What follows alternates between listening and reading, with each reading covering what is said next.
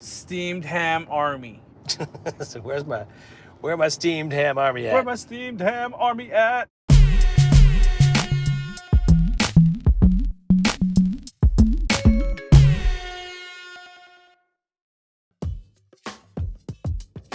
Burger scholar George Motz is what you call a road warrior. He's logged thousands of miles in his car chasing down burgers all over the country.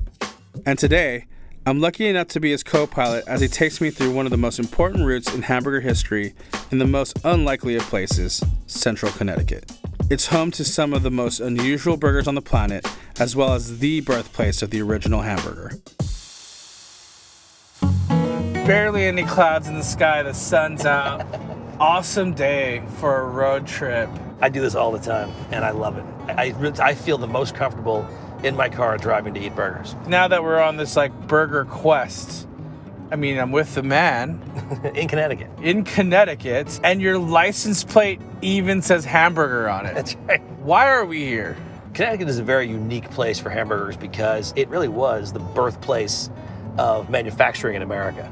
Connecticut has a very, very strong hamburger working man food. Burgers base. make sense. Burgers make sense. You've done this before, but you're showing me where it all started. Yeah, where it started, but also where, how, and why it started here. How does this, hamburger culture proliferate in a place that is what you would normally think of? You think of New York City, you think of California, you think of Chicago. Right. You wouldn't normally think of Connecticut, but people definitely should. Today we're going to Louis' Lunch in New Haven, Connecticut, Ted's Restaurant in Meriden, Connecticut, which is the home of the steamed cheeseburger, which is when we talked made. About, And then, of course, Shady Glen. It's a mid-century diner that looks like it is lost in time.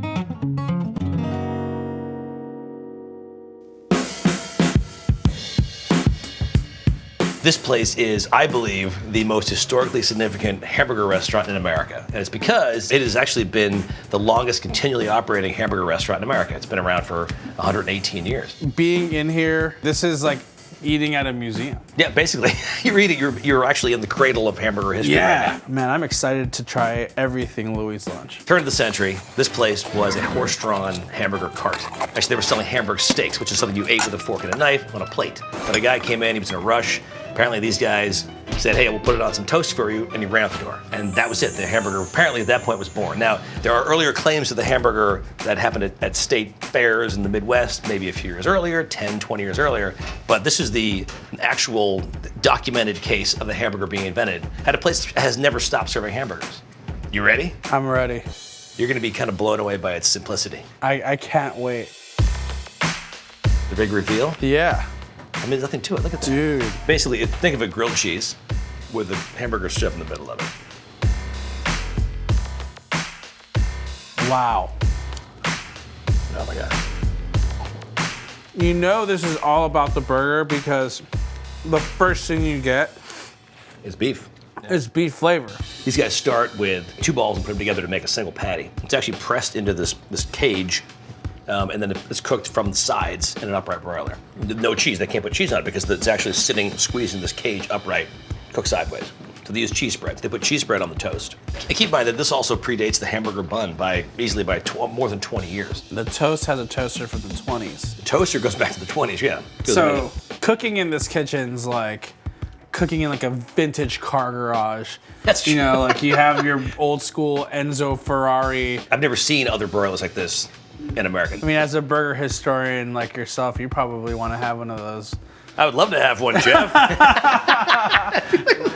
You should see this dude's house, man.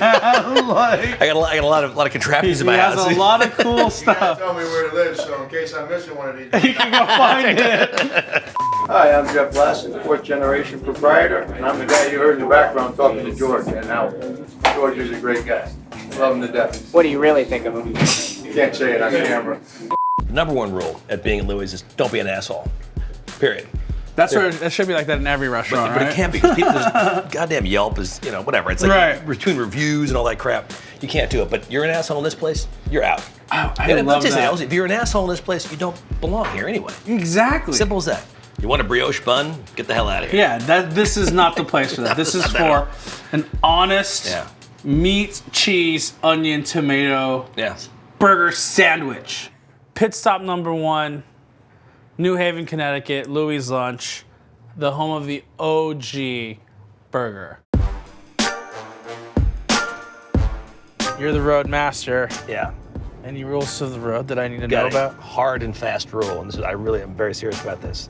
No farting at red lights. No farting. You can only fart when the car's moving, and then you have to roll the window down. No Dutch ovens. No Dutch ovens. Number 2, I kind of drive like a maniac and no complaining about my driving. Remember what I was saying about the front of a place, don't judge a book by its cover? Right. Don't judge this place.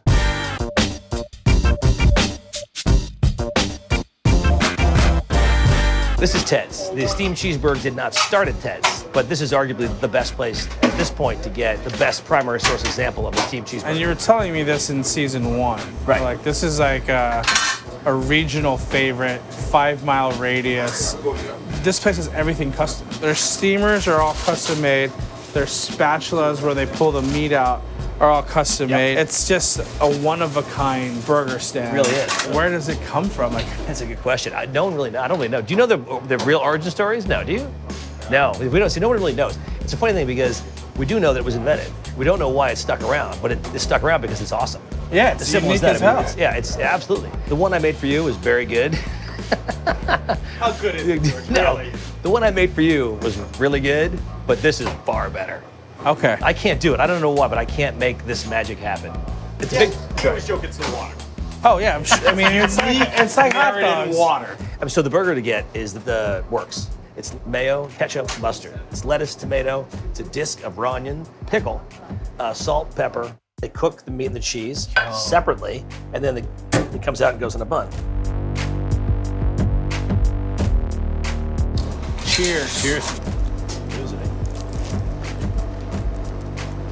This is not what I ate at your house. The cheese has this really nice streakiness to it. It's kind of like halloumi or cheese curds on a poutine.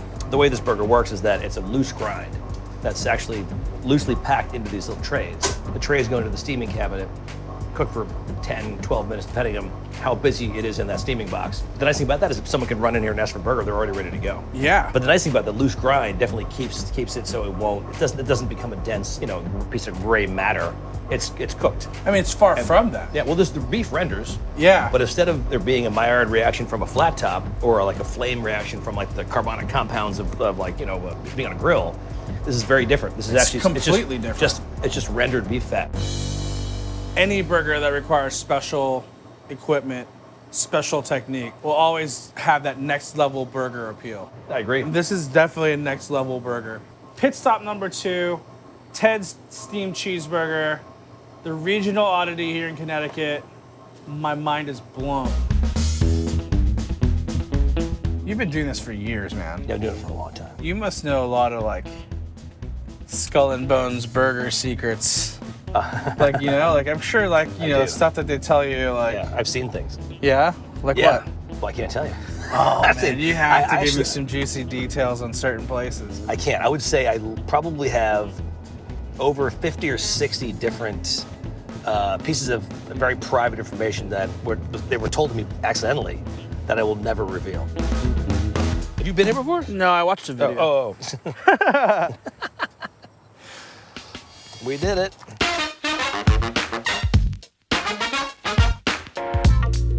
Stop number 3, classic. I mean, first of all, let's admire the place itself for a second. I mean, dude. But look at this place. To me, it actually looks like you are inside of a cheeseburger. It's got the browns, the yellows. It's and very greens. horizontal, like a cheeseburger. People are still wearing paper caps. You have amazing murals on the walls. I like to describe the mural behind me as a phantasmagorical expression of hamburger fantasy. Yeah, it's almost like when you take your first bite of a hamburger, and like that's kind of like what goes through your head.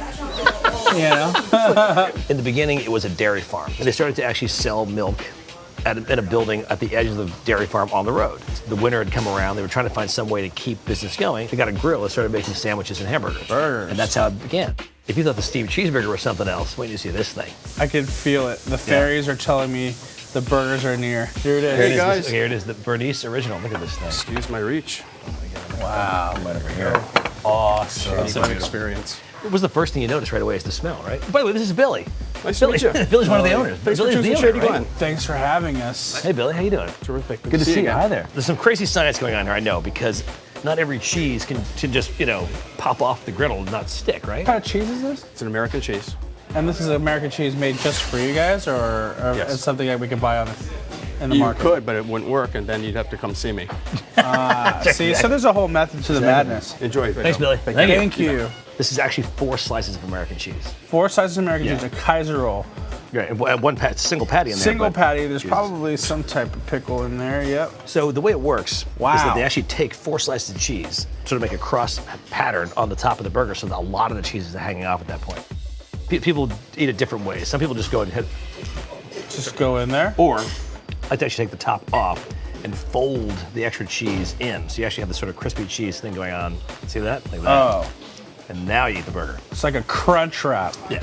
Like it's like a pinwheel of cheese. Yep. You can get. Wow. It's like a gooey cheese it. It's a very cheesy burger. I'm getting bread, crunch, meat, Yep, like exactly. oozy cheese, and then bread. So on season 1, we did a whole episode on stunt burgers. It's like to captivate an audience on Instagram, Twitter, Right. social media. In every sense of the case, this burger is the same kind of burger, Right. but it predates all of that. By about 7 decades. 7 decades. The people who invented this burger knew, like, hey, you eat with your eyes first. So you can obviously get the cheese crisps on your burger, but what's really cool about this place is that I think it's actually an off-menu item. It's not even on the menu. You can actually order the cheese crisps alone. Here, look at this. Thank you, Billy. Cheese Oh, crisps, my pleasure. Yes. Look at that. Oh, yeah. Oh. Cheers. Look at that. Dude, I could sell this at Coachella and make so much money. Your experience at Shady Glen is not complete unless you've had ice cream. All the ice cream's God. made here. It's all made. Look, here we go. Oh, what'd you get, dude? Ooh, I got chocolate malt. Ooh. Look exactly the same, except you know what mine is? Mine is a mocha peanut butter malt. Yo, that's, again, next level. Next level. This is. And then you can just tell how creamy this is gonna be. I'm gonna go, Cheers, bud. oh man. Real deal. It's super creamy. You're on an old dairy farm. It better Oh, be creamy. I know. This is some fresh shit. Yeah. And now that we've been to 3 great examples of hamburgers in Connecticut, do you have a favorite? I mean, they're all pretty close. I can't pick favorites. I don't do that. But, you know, I can honestly say that, like, tasting the burger at Louis' lunch it was like tasting history. And just knowing that, like, something that simple has evolved into what we just had Yeah. right now here at Shady Glen, I mean, it was amazing. I feel like it's my life's work and my goal to make sure people appreciate these kinds of places. That when you walk into a place, you have a great burger, or have a great experience, that you owe it to them to walk up and say, that was a great experience, that was a great burger, because it gives them the strength to go on. That they know they're special. Yeah.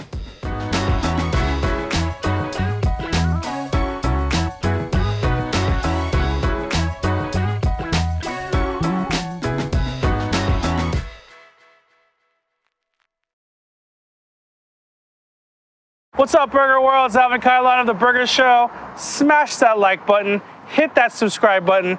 If not for me, for the segue.